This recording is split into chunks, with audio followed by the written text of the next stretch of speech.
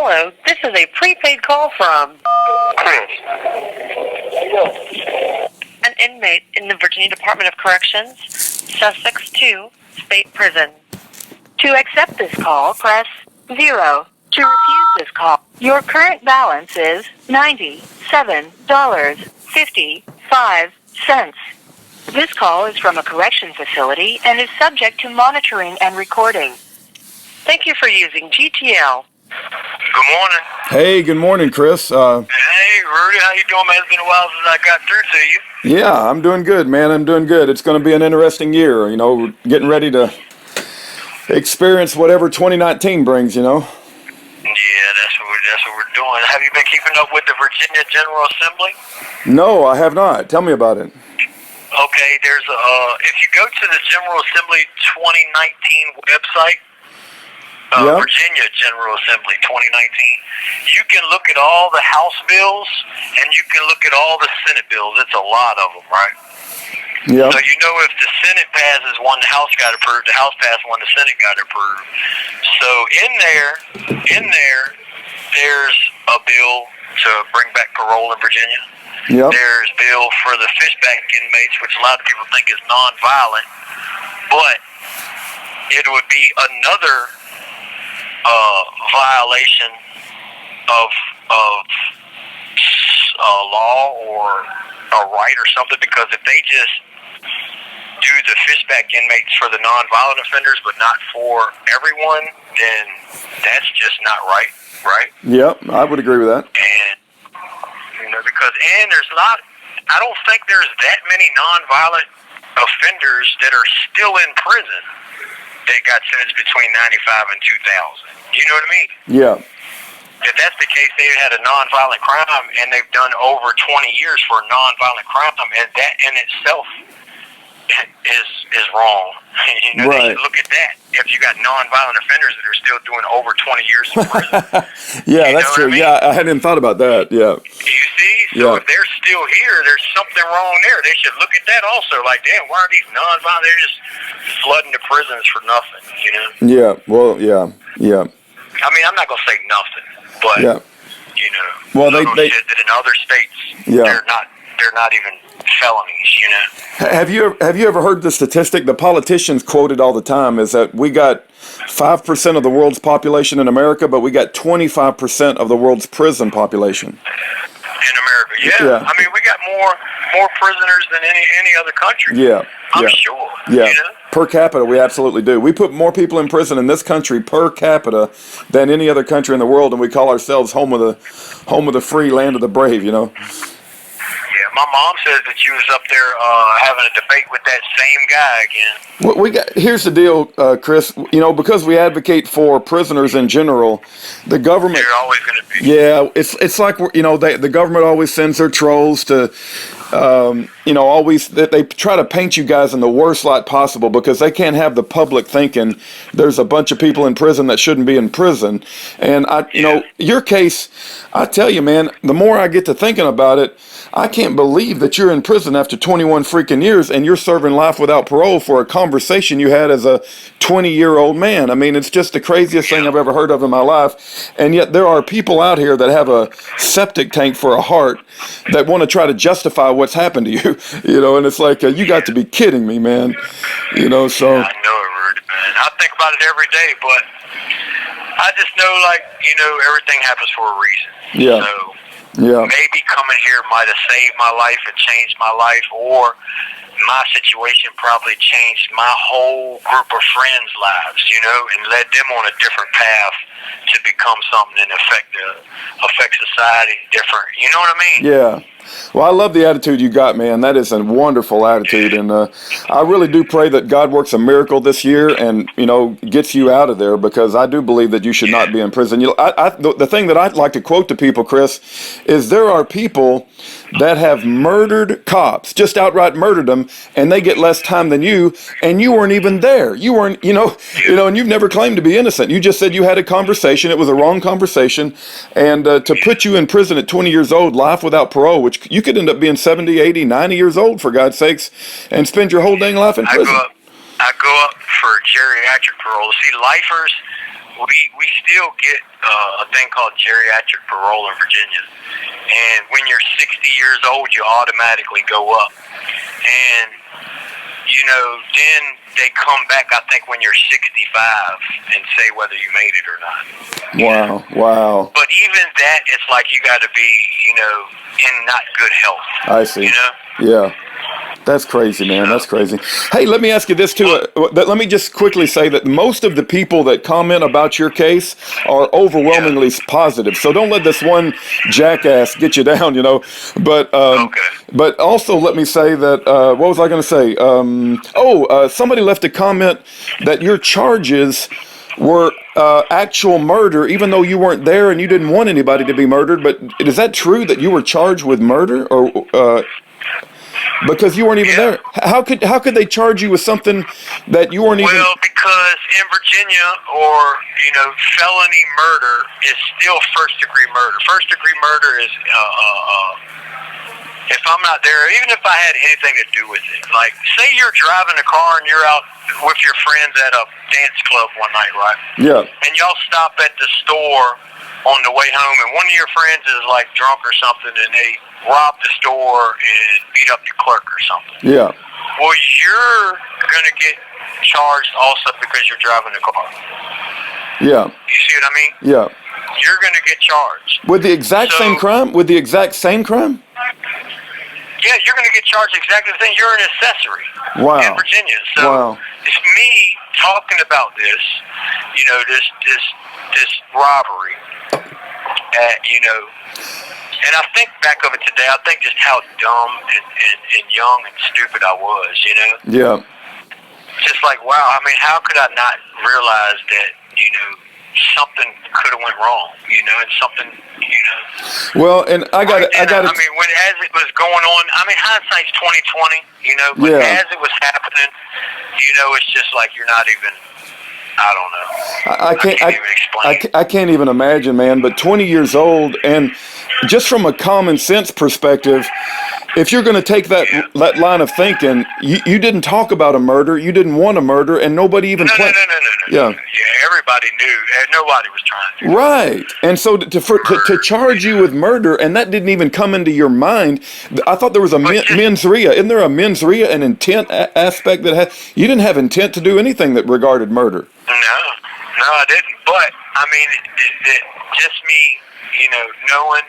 See, looking back now, I was thinking how young and dumb I am. Even now, when I see young guys come into prison, like right now, I'm going to be 42 on Valentine's Day. February 14th is my birthday. So I'm going to be 42 years old. Yeah. So I look at this and I say, I see these young guys coming in prison. Now I've been here 21 years. So now I see these 20 years old, 19-year-old kids. They're coming to this prison, and they're like deer in the headlights, you know? Yeah. But they're wild. I can tell they don't care about what their actions cause, you know, the circumstances or the outcome. They don't care about afterwards. They just care about then and now, you know. And I think back and was like, man, was I like that? Was I thinking like that? I didn't think of nothing but today. Yeah. You know. Yeah. Didn't think about tomorrow. I just thought about today. What can I do to make today the best day? You know? Right. My goodness. Yeah, I did a lot of young and stupid stuff too, man. Everybody does. I mean, everybody does. Everybody did crazy stuff when they was kids, but you know, like a lot of the officers and counselors and stuff in here that I meet, they say, you know, I could have just easily been right there, you know. Yeah. One left turn instead of a right turn, and I could have been right here. Right. You know? Right. Well, I want to reinforce again that there are women that I've talked to and men that I've talked to that have heard your case, and it's unbelievable. They almost break down in tears when they talk about you, and they indicate that it's a real shame that this has happened. But let me ask you this, for this one jackass, because that's what it is, and I believe he's probably getting paid by the government. I don't want to spend too much time on him, but when he keeps throwing this phrase up like, you planned the murder, or you planned the robbery. I mean, there ain't no evidence whatsoever that you're planning anything. You just had a freaking conversation. I've never even been to that house. You see what I mean? Yeah. That house where the crime happened, where the murder happened, the robbery. Yeah. I've never even been to that house before or after the case. Never been inside, never been in the yard. Yeah. Never been on the front porch, never even stepped foot on the grass at the ditch. You know what I mean? I've never been inside that house. So for them to say anything about me drawing a map or anything like that, how? I've never even been to the house. You know what I mean? I mean, all that's probably why they never brought that into evidence, because when they brought that into evidence, then they would have had to have charged the guy, Greg, that they said drew the map. You know what I mean? Yeah. But they never did charge him. He was an accessory before the fact too, but they didn't charge him. Yeah.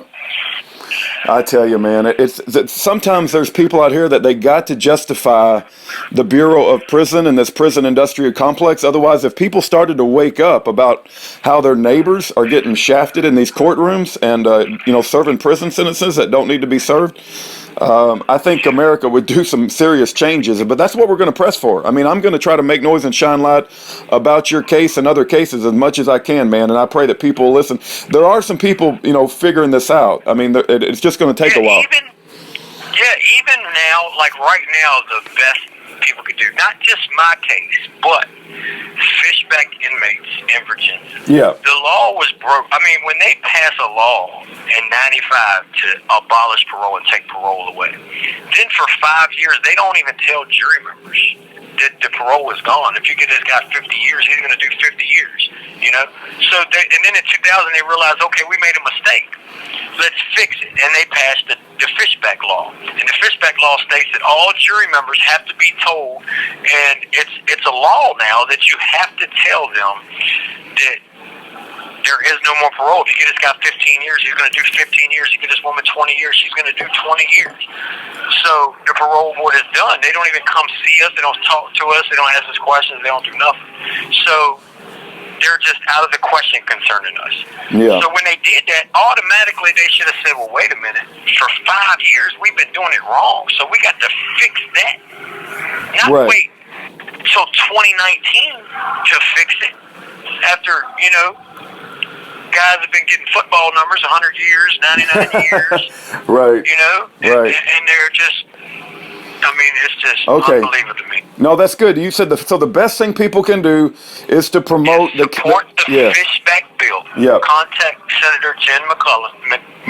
What's her name? Jennifer McClellan. And I did call her office, Chris, just to let you know, and I spoke to her receptionist or secretary, or Carolyn, I think it was, and she was very receptive. Matter of fact, she was a good Christian lady, and she said she was going to pray for you. She was on TV.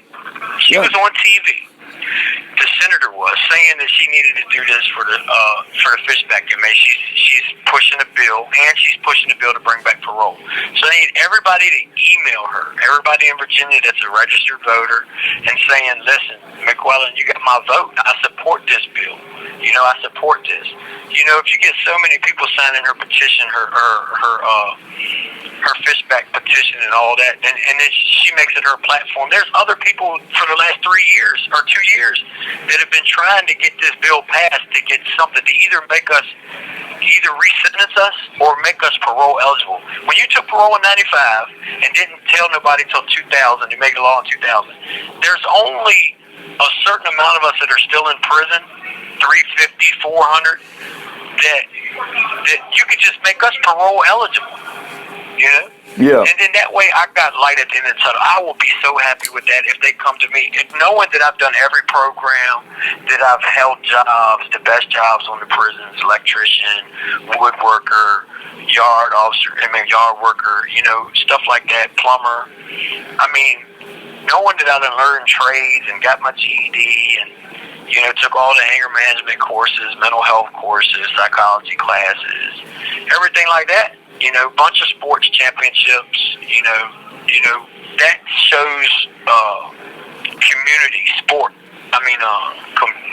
Community, I guess, help. Yeah.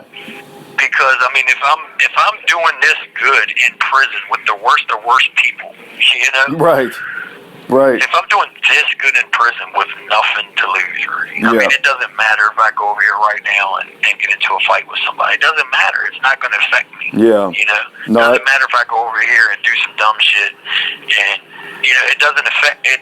I have no consequences for my actions right now. Right. There's nothing they can do to me. Right. Because Right. I already got the max life without the possibility of parole. Yeah, you're dead man good. walking. You're sentenced to death by So prison. Death. Yeah. I'm doing this good with nothing to lose. Right. So free in society with everything to lose, I would excel. I would do better. Yeah. Yeah, I agree, man. I want to be involved in the community. I want to coach little league, stuff like that. If you were doing that, you wouldn't be able to make money for the prison industrial complex, though, and they'd lose money. So, but we're gonna work to get you out of there anyway, man. I tell you, as I'm thinking about what needs to happen and just anything that I can do to help, and I'm not making a commitment, but we need to get a web page for you specifically, because I do have you on my website, but it's on list of other prisoners, and you're with a bunch of other folks. But our website is mainly devoted to political prisoners. But I need to make a website that's for prisoners that are serving much too harsher a sentence, like you've been sentenced. Yes, sir. And we need to get you like with a consolidated information where you tell your story, so people can, when they want to read about you or learn about you, they can have a consolidated place. You already have my introduction phone call to you, right? Yes. Yeah, but I wanted people still listen to that. Yeah, I'm sure they do. It's a YouTube video, but they shadow ban all my videos, so I'll never be super popular. But I'm thinking but it's on my nieces. I think you shared it with my niece and my mom on their Facebook pages. Yes. Well, a Facebook, a Facebook page and a YouTube page is one thing, but having like a website, maybe if we can get ChrisJamesMoltz.com or something, get a website with your name on it or something. It don't cost too much nowadays. I'm gonna look into it, Chris, because your story needs to be told, man. Yeah. So. And I thank you so much, Mr. Davis. When I get out, I'm coming out. When I get free, I'm going to do everything I can to come and help everybody that influenced me in my life. You know what I mean? No, we just want you out of there. We don't expect anything from you except you just to live your life the way you want to live your life and be free and get out of that hellacious system you're in, man. I can't imagine. What's a typical day for you, man? You wake up and what time? I'm a yard worker, so. For me, I get up at 5:30 in the morning. I'm usually out of the cell at 6, and then I go outside and I push the food carts like we got. I got to take the laundry to the pod to the building. So I'm like on the yard all day. I'm outside all day. Like today, it's pouring down rain. I've been out there all morning. I push the food carts to the building. Like we have service days. So Monday is one building service day. That's the day they get their commissary. They get to wash their clothes. They clean up the pods. So I got to take all the chemicals to the building. I got to take all the laundry carts to and from the laundry. The food carts, I got to push them to and from the buildings. And I do this every day because every day it's a different buildings thing. So is that Saturday and Sunday? Is that Saturday and Sunday too? Oh yeah, I work 7 days a week. I work every single day. Wow. 6 in the morning till 6 at night. Wow. Incredible. But I come in like when I'm done and like say they feed breakfast and then after breakfast they call outside rec. So when the pods go outside, I got to put the water coolers and the basketballs and the frisbees and the footballs and stuff on the rec yard. And then when everybody gets outside, I know they're going to be outside for an hour or an hour and a half. Then that's my break time. That's why I'm in here on the phone with you now. So everybody's outside right now, and I know I don't got to go back out there until they come in. So then I take the water coolers off the yard and all the basketballs and the sporting equipment, and I put it up. And then we do it again in the afternoon. After lunch, they got outside rec again. So I got to do all that again. So I keep myself busy. My time is definitely going fast, but I tell everybody that my time is going fast because I don't have a release date to look forward to. Yeah. So I'm not waking up every morning counting the days. Right. Wow. Yeah. Like if I were counting the days, the time would have been going slow. Yeah. Yeah. It would have just been dragging.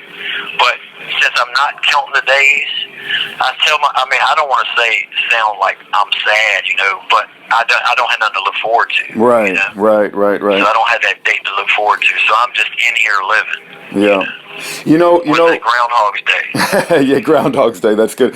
One of the conversations you had with my wife that really resonated with me, Chris, is I think you were talking to a friend of yours, and you were talking about things that were happening 21 years ago. Do you remember when this happened? When this happened, 1 minute remaining. It was all 21 years ago, and she said, I don't remember none of that. How do you remember all of that? I can't remember what happened last week, much less 21. But you said my memory stopped. I remember everything 21 years ago. My memories are fresh. She's got memories that done built up and pushed them old memories back. Right, right. So mine are still fresh because I replay up in my head. But thank you, Mr. Davis, and tell everybody I love them, I miss them, and I appreciate you. And support Jennifer McQuillan. We will, and we love you and support you and appreciate you too, Chris. And when you said you don't got nothing to look forward to, man, you know that you're part of the body of Christ, and I know the Lord has rewards for you in heaven. I know the Lord has rewards for you in heaven, brother. So. Yes, sir. You be good, and I will talk to you again soon. Okay. God bless you, Chris. Bye-bye. Thank you, man. God bless. Bye-bye. Bye-bye. Thank you for using GTL. So just to wrap up, if all of us could contact Senator Jennifer McClellan, okay, it could really, really help Chris because he's part of the fishback inmates, and that means that his jury did not know that he would never have parole. And so when they sentenced him, they didn't know that he would never get parole, and he's been in prison 21 years for a conversation he had about a robbery. And he certainly didn't plan anybody to be murdered. He didn't want anybody to be murdered, and he wasn't even there at the murder. And yes, he had a stupid conversation, but that doesn't mean that we put him in prison for the rest of his life until he dies. That's insane. And he wasn't even there, and he was a young man, and we've all made mistakes. And you've probably heard the saying, therefore, but by the grace of God go I. That could be you or I in prison. And I pray you support Chris and pray for him and write a encouraging letter to him. Thank you for your time.